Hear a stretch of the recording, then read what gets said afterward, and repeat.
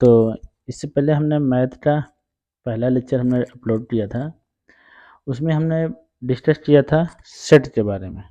तो basic set क्या होते हैं और इसके बाद फिर सेट के रिप्रेजेंट करने के लिए कौन कौन से फार्म होते हैं। तो दो फार्म होते हैं, पहला हमारा था रोस्टर और टर्बुलर फार्म, दूसरा हमारा है आपका सेट बिल्डर फार्म। तो हमने पहला वाला कंप्लीट कर चुके थे, दूसरा आज हम कंप्लीट करेंगे सेट बिल्डर फार्म। तो सेट बिल्डर फार्म क्या होता है, ये लैंग्वेज फार्म में दिया रहता है, इससे हम टर्बुलर फार्म में चेंज कर सकते हैं। ठीक है, टर्बुलर फार्म को सेट बिल्डर फार्म में भी चेंज किया जा सकता है, दोनों एक दूसरे को चेंज किए जा सकते हैं।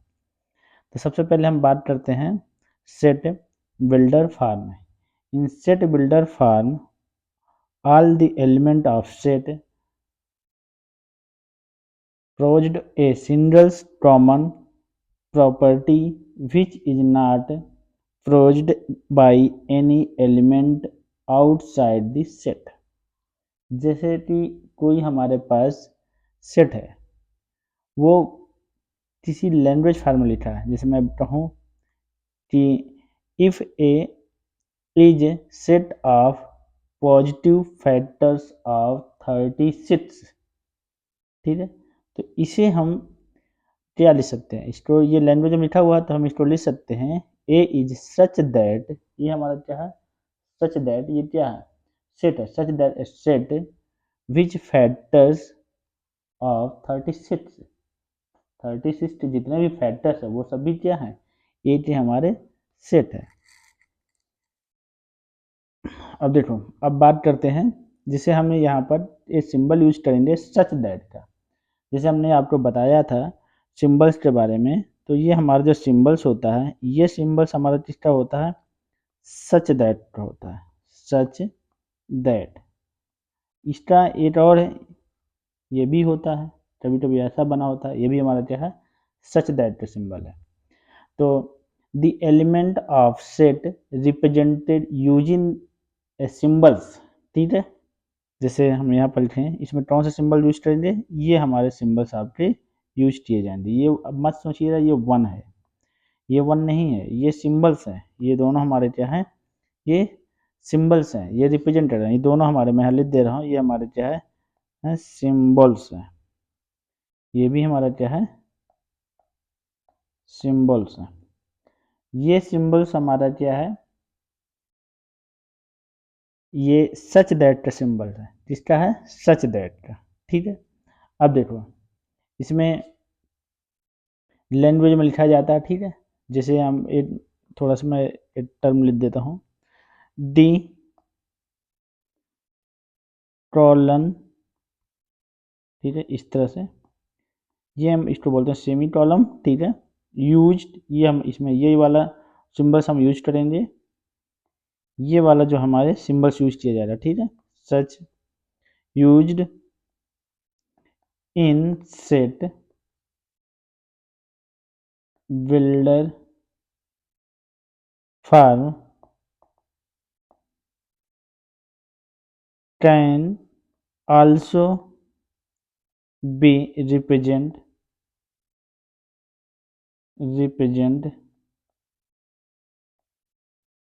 ठीक है बाई ये वाला फार्म।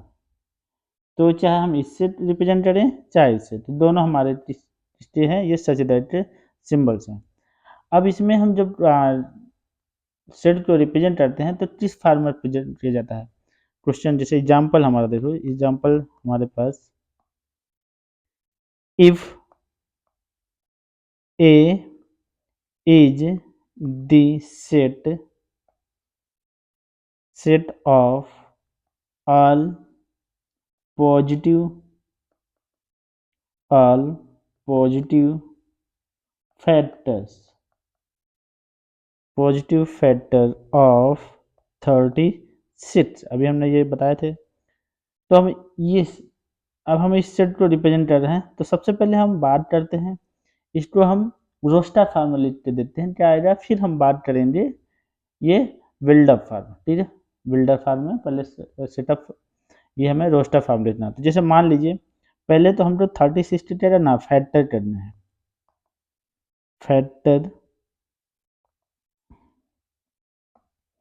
Factor of 36। इससे कौन कौन से फैक्टर होंगे, जैसे हमारे पास 1 हो गया, 2 हो गया, 3 हो गया, 4 हो गया, इसके बाद 6 हो गया, 9 हो गया, 12 हो गया, इसके बाद फिर 18 हो गया और 36 हो गया। यही फैक्टर्स इसके होंगे। अब इन फैक्टर को हमको सेट थ्योरम में सेट में लिखना है, तो a इज इक्वल टू इस तरह से लिखेंगे 1, 2, 3, 4, 6, 9, 12, 18, 36। ये हमारा कौन सा फार्म है, ये सेट को रिप्रेजेंट करने का कौन सा फार्म है, ये हमारा फार्म हो जाएगा, ये रोस्टर फार्म। कौन सा फार्म हो जाएगा, ये फार्म हमारा रोस्टर फार्म हो जाएगा। कौन सा फार्म हमारा, ये रोस्टर, क्या हो जाएगा, ये रोस्टर फार्म हो गया। ठीक है, ये हमारा कौन सा फार्म है, ये रोस्टर फार्म है। अब हमको बिल्डर फार्म लिखना है, सेट बिल्डर फार्म लिखना है। तो देखो ए हमारा ये एस टी वैल्यू, ये हमारा इसका फैक्टर्स लिखेंगे, ए एट्स such that, A एट्स such that. अब एट्स है क्या, हमने क्या लिखा है, ये नया नॉन लेंगे, ए जो हमारा सेट हो जाए, एट्स एट्स क्या हमारी वैल्यू है, ये वैल्यू किसकी है, एट्स इज फैक्टर ऑफ 36। ये हमारा ये 36 क्या है, फैक्टर्स है। ठीक है, इस तरह से हम इसे लिख सकते हैं। ठीक है, और n belong to natural number लिख सकते हैं। ठीक है, नेचुरल नंबर, या तो ये टर्म अगर नहीं लिखना चाहते हैं तो कोई दिक्कत नहीं है। ठीक है, यहीं पर जो हमने फैक्टर लिखा है तो यहीं क्या लिख सकते हो, पॉजिटिव फैक्टर्स, तो आपको नेचुरल नंबर लिखने की जरूरत नहीं पड़ेगी। ये किस फार्म में, in set builder form, set builder form है। क्लियर है, तो बिल्डर फार्म लिखना हमको समझ में आ गया। ठीक है, अब एक और एग्जांपल देते हैं। नेक्स्ट एग्जांपल हमारा, जैसे इफ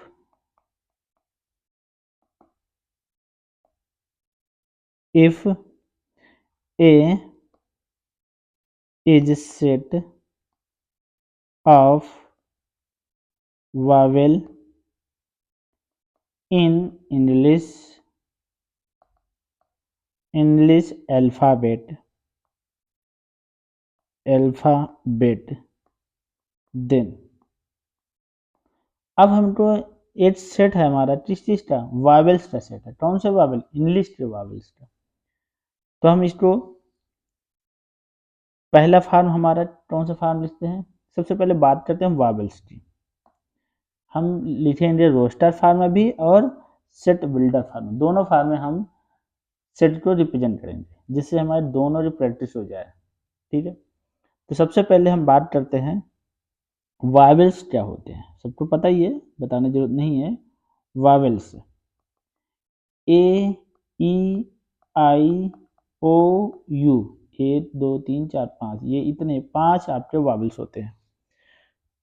सबसे आसान होता है रोस्टर फार्म, 3 ही तो लिख दो, ए कामा ई कामा आई कामा ओ कामा यू, बस। ये हमारा कौन सा फार्म हो गया, ये फार्म हो गया हमारा रोस्टर फार्म हो गया। ठीक है, अब हम इसको बिल्डर फार्म लिखेंगे, तो ए इज, ठीक है, कोई वैल्यू हो सकती है, ध्यान लिखेंगे, एट्स इज सच दैट, ठीक है, x is such that, x is vowel, क्या है हमारा, एट्स हमारा वावेल है। ठीक है, इन किसका वावेल है, इन इंग्लिश अल्फाबेट का, इंग्लिश अल्फाबेट। ठीक है, इंग्लिश अल्फाबेट का क्या है, ये वावेल्स है, और ये यही हमारा क्या कहलाता है, यही हमारा सेट बिल्डर फार्म हो जाएगा। अब जहाँ तक मुझे लगता है कि सबको समझ में आ जाएगा, इसमें कोई दिक्कत नहीं हो रही। ठीक है, बिल्कुल आसान है। जैसे ये लेते हैं, तो अब ये टर्म और है, नोट बना रहे चाहो तो लिख सकते हो, लिख सकते हैं, तो मैं लिख दे रहा हूँ इसमें नोट करके, set builder form is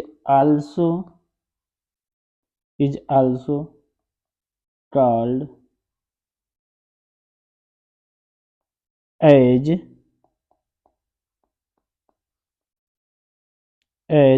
property form. इसको प्रॉपर्टी फार्म भी बोला जाता है, ठीक है। कभी कभी लैंग्वेज चेंज करके बोल देता है, तो आपको समझ में आना चाहिए, ठीक है। नेक्स्ट जो हमारा है,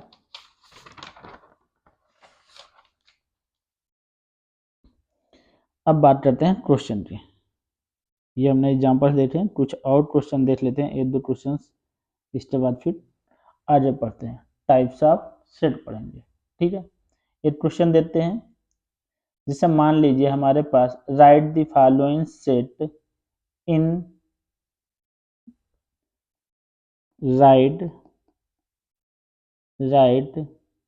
द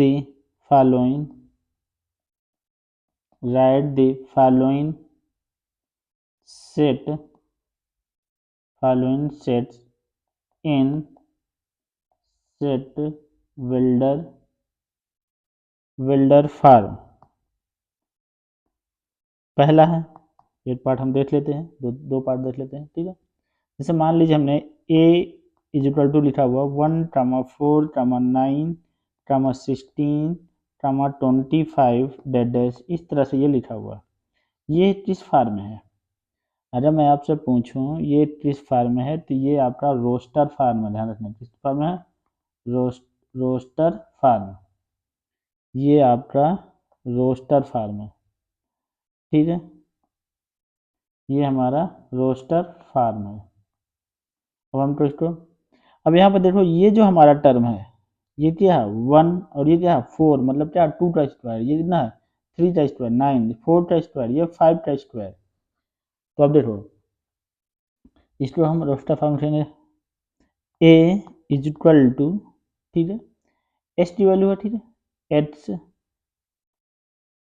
एच सच दैट, ठीक है, such that H is square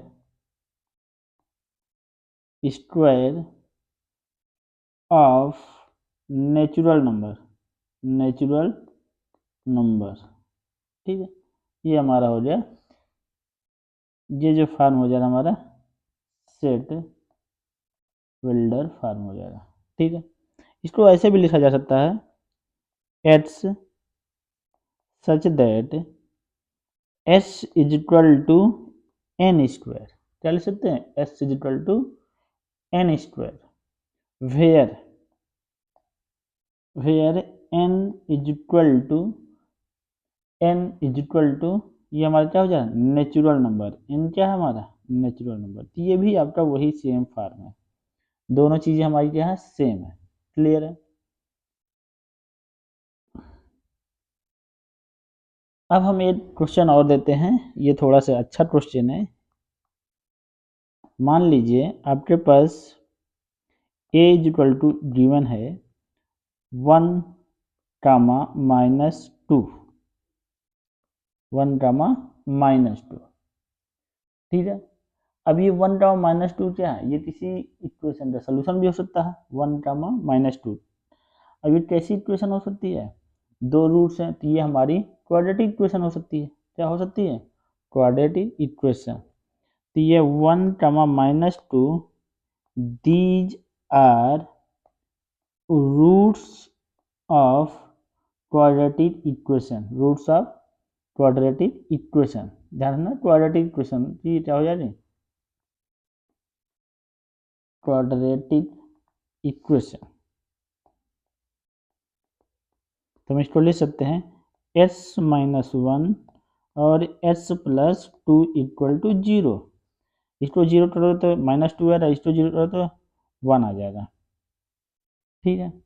अगर हम इसको देखें तो ये हमारा क्या है इक्वेशन ही तो है, तो हम इसको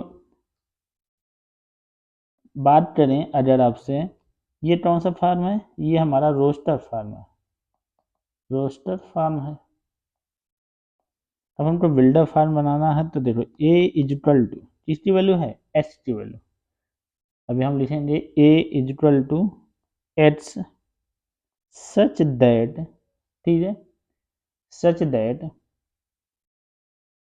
h is solution is solution of the equation of the equation। अब देखो इक्वेशन हमारी क्या है, ये इसको मल्टीप्लाई कर लो, क्या हो जा रहा है, S square plus H minus two equal to zero. तो इक्वेशन हमारी क्या हो जा रही है, S square plus H minus two equal to zero. ये हमारा क्या हो जा रहा है, ये सेट बिल्डर फार्म में हो जाएगा। कितना आसान है, कोई दिक्कत नहीं है। अब हम बात करते हैं types of set, types of sets.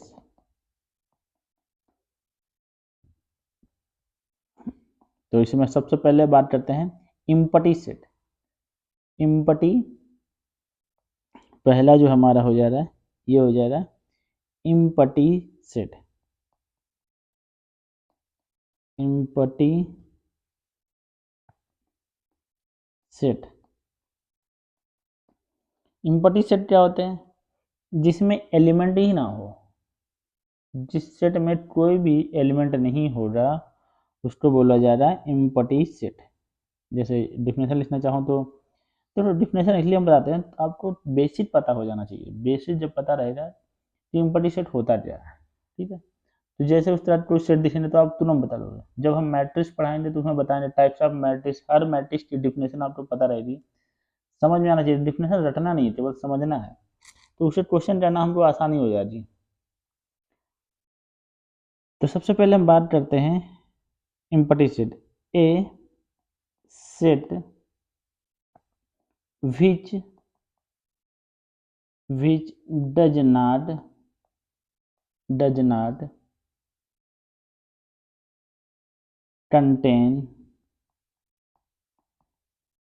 does not contain any element, ठीक, कोई एलिमेंट, उसमें कोई सेट में कोई एलिमेंट ना हो, तो ऐसे सेट को क्या बोलते हैं, इम्पटी सेट कहते हैं। इज कॉल्ड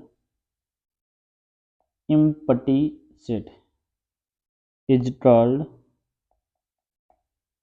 इम्पटी सेट, क्या बोलते हैं, इम्पटी सेट, ठीक है, इम्पटी सेट। इम्पटी सेट को एक और नाम से भी बोला जाता, और टाइटल लिख लो,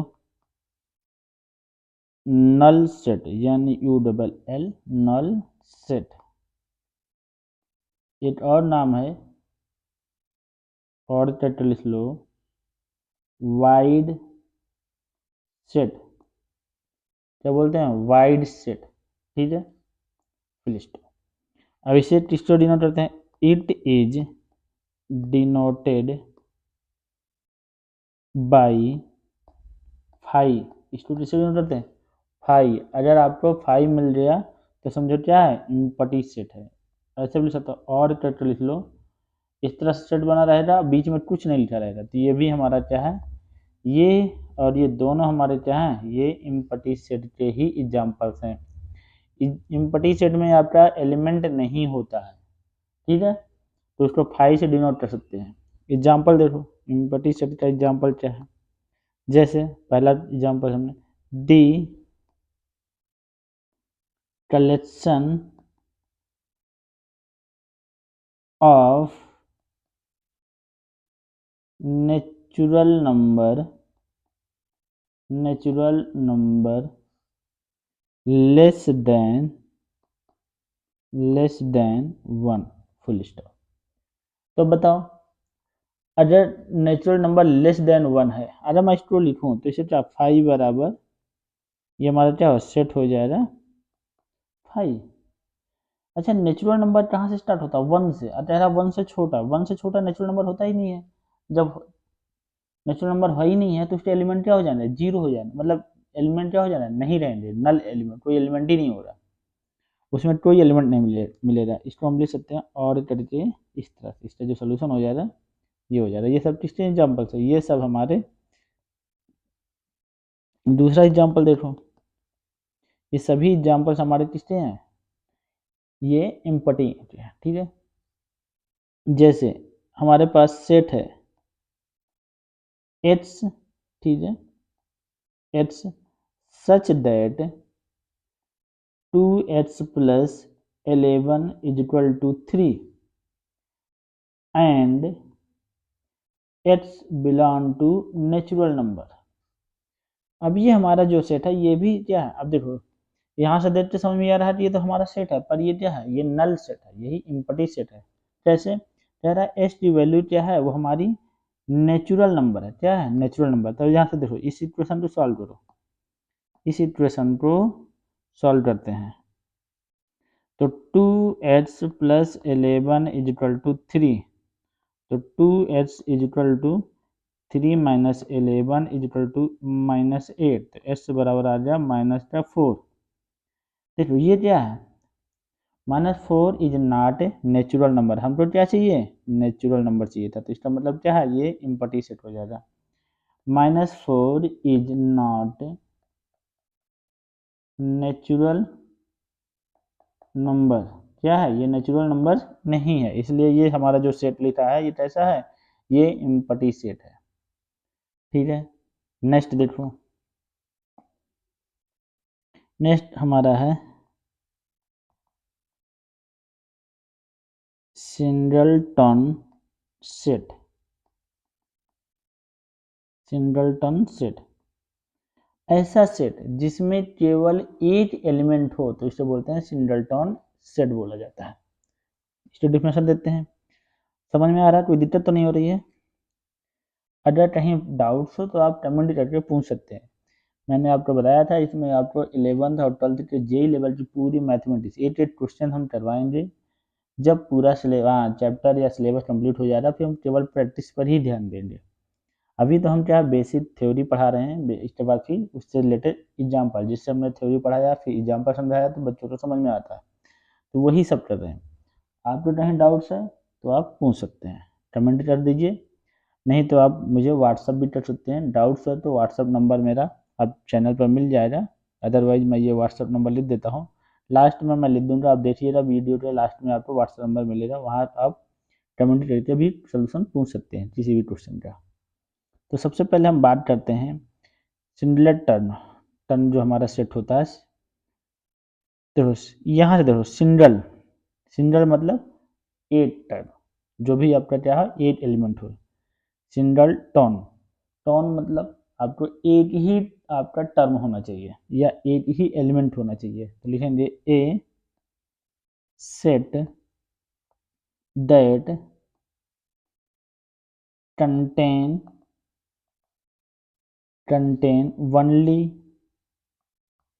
only one element in this set. Set के अंदर एक ही एलिमेंट है तो इसको बोलेंगे, ठीक है, इज कॉल्ड, लिख सकते हैं is called singleton set. Example में देखो, जैसे हमारे पास ये इस तरह से बन रहा था, ये हमारा जीरो, ठीक है, ये हमारा जीरो, ठीक है। जीरो, अब ये मत बोलना कि जीरो नहीं है, जीरो हमारा एलिमेंट है। जीरो हमारा क्या है? जीरो इज ए एलिमेंट, ठीक है। अब ऐसे भी लिखा जा सकता है, दूसरा सेट हमने वन लिख दिया, ठीक है, तो ये भी हमारा क्या है? एलिमेंट है, ये हमारा इसी सेट में आएंगे। जैसे ये हमारा किस फॉर्म में है? ये रोस्टर फॉर्म में है। अगर हम इसको सेट बिल्डर फॉर्म में लिखें तो चल देंगे x such that x -1 is equal to 2, ठीक है। ये हमारा, अब देखो यहाँ से कितनी वैल्यू आएगी हमारी? एस की कितनी वैल्यू आएगी? अगर इसको सॉल्व किया जाएगा इस वाले टर्म को, H minus one is equal to two, तो एच बराबर हमारा 3 आ गया। तो अगर इसको मैं रोस्टर फॉर्म लिखूँ तो ये हमारा कोई सेट हो रहा है, मान लो ए सेट है, इस टोटल से 3, इसका एलिमेंट कितना हो जा रहा है, 1 हो जा रहा है। एलिमेंट की संख्या कितनी है हमारी, 1 है, नंबर ऑफ एलिमेंट 1, और एलिमेंट है कौन सा, 3 है। ठीक है, तो यहाँ तक आपको कोई डाउट नहीं होना चाहिए। जैसा कि अब देखो इसी में एग्जाम्पल्स और हैं, जैसे मान ले हम कहें H is the capital of India, तो बताओ भारत की राजधानी कितनी हो सकती है, 80 तो है। भारत की राजधानी कितनी है, 8 है, तो वो भी दिल्ली, न्यू दिल्ली। ठीक है, तो ये किस में आ जा रहा है, ये सिंगलटन सेट में आएगा। अब जैसे बोलता है कि इस राज्य की राजधानी, तो फिर ये राज्य की राजधानी किस में आ जा रहा है, फाइनाइट सेट में आ जा रहा है, क्योंकि हमारे कितने राज्य हैं, 28 राज्य हैं, और 8 केंद्र शासित प्रदेश हैं, तो उनकी राजधानियाँ अलग हो जाएंगी। तो 8 और इधर 28, तो ये सब क्या है, ये फाइनाइट नंबर्स हैं, तो इनको हम क्या बोल सकते हैं, ये फाइनाइट सेट है। तो नेक्स्ट जो हमारा एग्जाम्पल्स है, नेक्स्ट हमारा एग्जाम्पल नहीं, नेक्स्ट टाइप जो है, थर्ड टाइप देखो, तीसरा जो टाइप हमारा सेट, जो तीसरा टाइप है सेट का, क्या, फाइनाइट सेट। कौन सा सेट है, फाइनाइट सेट। अब देखो फाइनाइट सेट की डिफिनेशन क्या हो जा रही है, फाइनाइट जिसमें क्या है, एलिमेंट की संख्या क्या हो, फाइनाइट है, उसे बोलते हैं फाइनाइट सेट। एक होता है फिर इनफाइनाइट, जिसमें एलिमेंट की संख्या इनफाइनाइट हो, तो उसे क्या बोलेंगे, इनफाइनाइट सेट बोला जाएगा। तो लिखते हैं ए set that contain a set that contain a finite number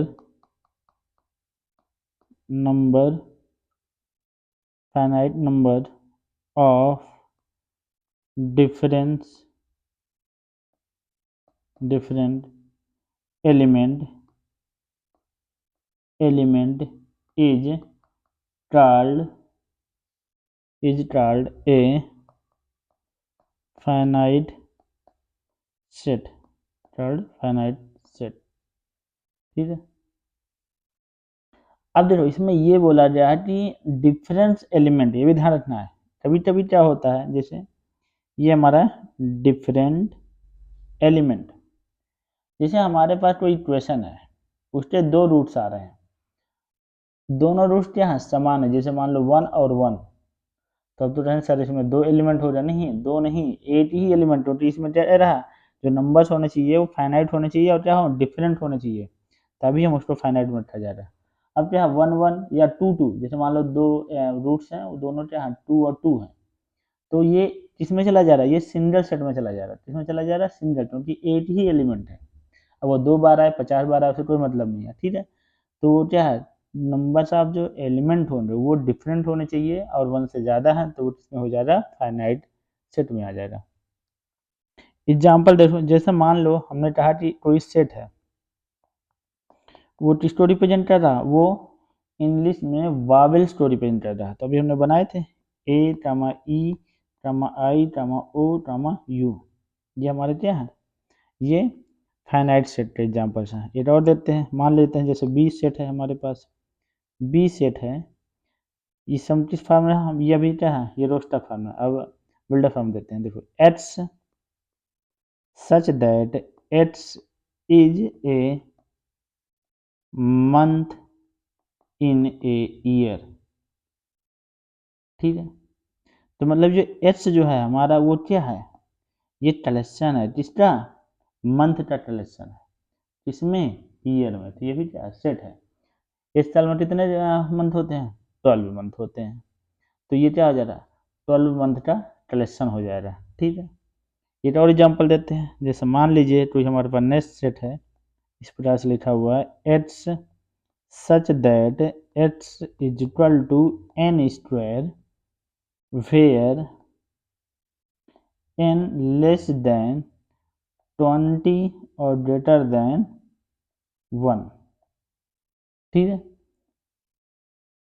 और n की value n belong to natural number, और इसमें क्या है n आपका क्या है नेचुरल नंबर है।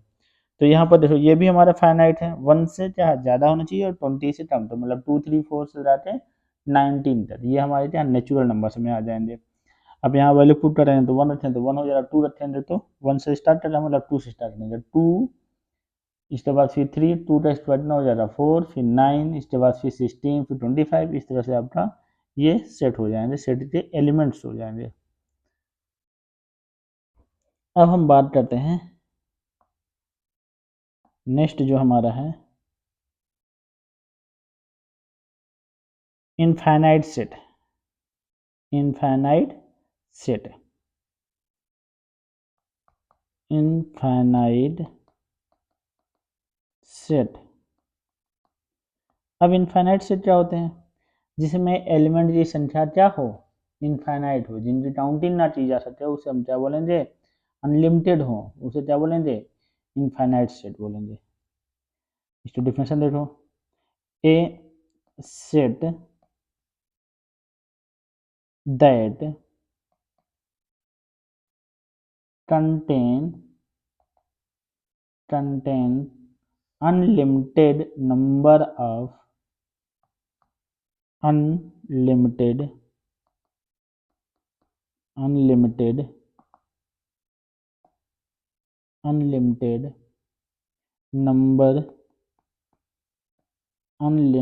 number of different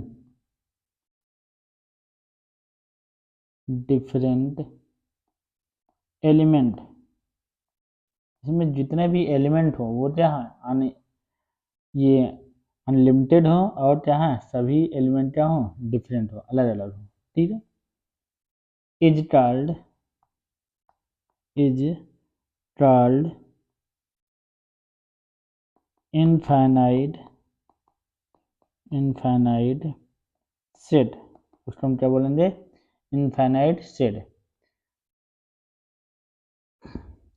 अगर कोई पूछे इनफाइनाइट सेट में हमारे जो एलिमेंट्स होते हैं, नंबर ऑफ एलिमेंट कितना हो जाएंगे यहाँ पर, नंबर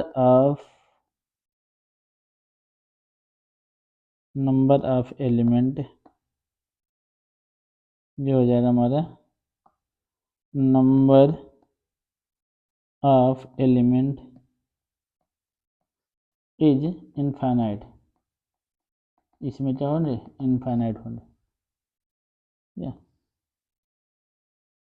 ये इज को हटा देता हूँ, विल कर देता हूँ,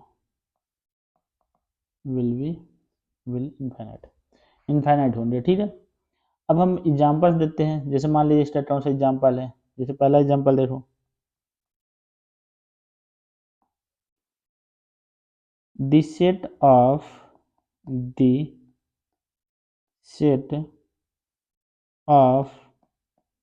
even natural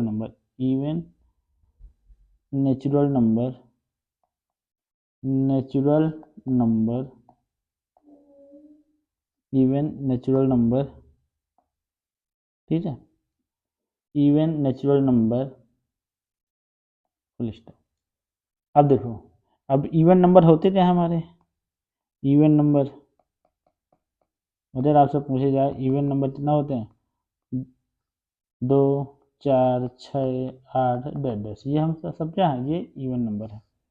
अब हमें इसको क्या लिखना है सेट का फॉर्म लिखना है, तो सेट ये हमारा, अगर मैं कहूँ ए क्या सेट है आपका, वही चीज़ आपका ये रोस्टर फॉर्म में हो जाएगा 2 4 6 8 डैश, ठीक है।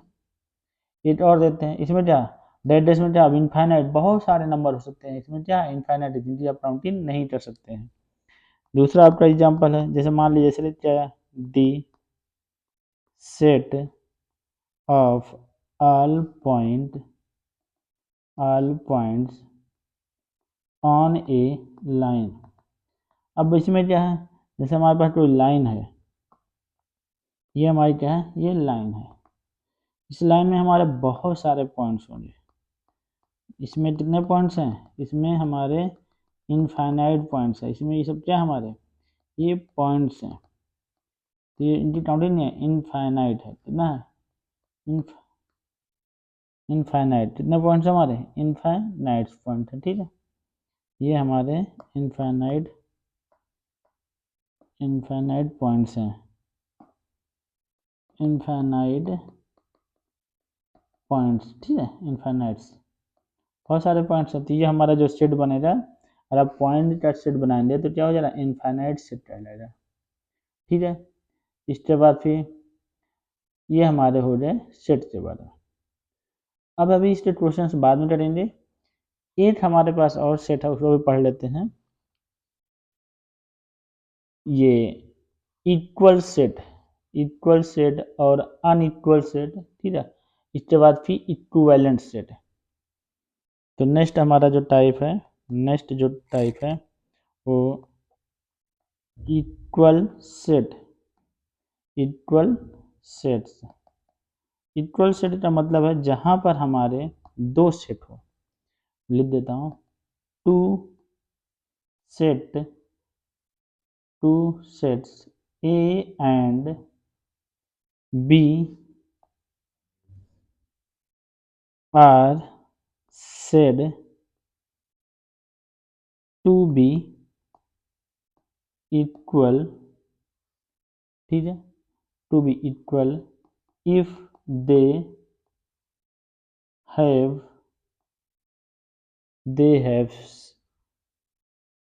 exactly the same element,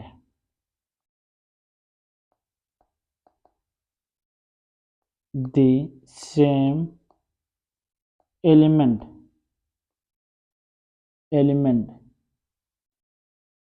are called equal set, equal sets, ठीक है। अगर ऐसा है तो ठीक है, otherwise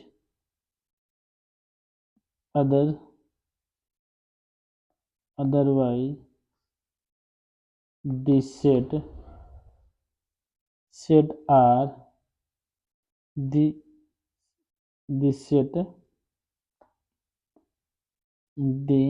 set are unequal set, are unequal set, ठीक है। अब इसमें हम थोड़ा समझाने की कोशिश करते हैं और अच्छे से। मान लीजिए a इज इक्वल टू हमारा b है, इसके जो एलिमेंट्स हैं वो सब क्या इक्वल हैं, तो इसको बोलेंगे equal set. a not equal to b है।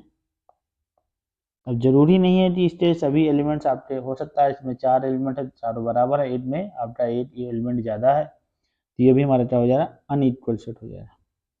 ये हो जाएगा हमारा अनइक्वल सेट, ठीक है, अनइक्वल सेट। अब एक हमारा मिलता है इक्विवेलेंट सेट, ये आखिरी सेट है। इसके बाद फिर नेक्स्ट हम थ्योरी के बाद नेक्स्ट हम आगे पढ़ेंगे नेक्स्ट वीडियो में। तो सबसे पहले हम बात करते हैं इक्विवेलेंट सेट। एक क्वेश्चन दे रहे लास्ट में, उसको आप सॉल्व करना, फिर आ जाता है तो ठीक है, नहीं आता तो आप नेक्स्ट टाइम पर बता दीजिएगा। जिसको सॉल्व होकर आ जाए तो वो हमें कमेंट कर सकता है। Equivalent set, equivalent sets. अब इक्विवेलेंट सेट क्या होता है? टू फाइनाइट सेट लिखेंगे, two finite sets are said to be equivalent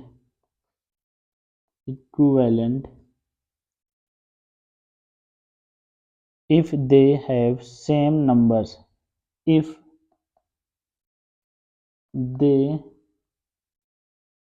have same numbers of element,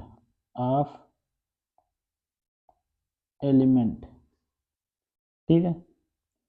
अब देखो इसमें आपका उसमें क्या अंतर है, उसमें क्या है एलिमेंट आपके सेम होना चाहिए, इसमें एलिमेंट या नंबर सेम होना चाहिए। तो लिखेंगे ए इज इक्वल टू, जैसे हमने लिखा 1 2 3 4 और 5, और बी इज इक्वल टू हमने लिखा ए ई आई ओ यू। देखो इसमें नंबर ऑफ एलिमेंट कितने हैं, नंबर ऑफ एलिमेंट 5 है। इसमें क्या है, नंबर ऑफ एलिमेंट यहाँ पे कितना है 5 है। तो ए इज इक्वल टू बी, ठीक है, यहाँ लिखेंगे इक्विवेलेंट सेट है, ये बराबर हैं किस रूप में, इक्विवेलेंट सेट में, इसमें बराबर है, ये हमारे इक्विवेलेंट सेट से ये हमारे क्या है इक्वल है, ठीक है। अब इसके बाद हम जो पढ़ेंगे नेक्स्ट टाइम में पढ़ेंगे सबसेट क्या होते हैं, ठीक है। एक हमारा क्वेश्चन है आज का जिसे कमेंट करना है, which of the following pair of the set,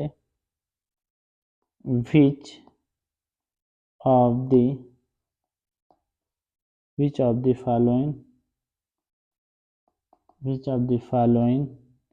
pair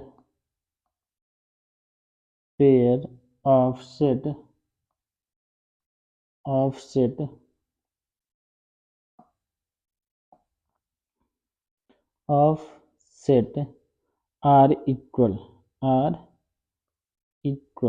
ठीक है। अब जैसे मान लीजिए पहला पार्ट हमारे पास है a इज इक्वल टू -3, -2, -1, -0, 1, 2, 3, और b जो हमारा है b इज इक्वल टू लिखा हुआ है, सेट हमारा a, ये जो हमारा सेट है इसको मान लेते हैं, इस वैल्यू क्या है x, such that x is, ठीक है, या h बिलोंग टू लिख सकते हैं, h belong to z and z less than 90, less than 10, ठीक है, हमने मान लिया लेस देन, ये हमारा क्या हो जाए लेस देन 10, ठीक है। इसमें हमको ये बताना है कि ये इक्वल सेट है कि नहीं है, ठीक है, ये आपको पहला पार्ट इसी को आपको बताना है। Thank you. अगर वीडियो आपको अच्छा लगे तो आप चैनल को सब्सक्राइब करके बेल आइकन प्रेस कर दीजिएगा, अपने दोस्तों में ज़्यादा से ज़्यादा शेयर करिए। मैंने आपको बोला था कि व्हाट्सअप नंबर आपको दिया जाएगा, तो व्हाट्सअप नंबर हमारा ये है 88 74 85 77 और 55। इस नंबर पर आप व्हाट्सअप करेंगे, जो भी आपके क्वेश्चंस के डाउट्स होंगे वो आपको व्हाट्सएप के माध्यम से बताया जा सकता है। Thank you.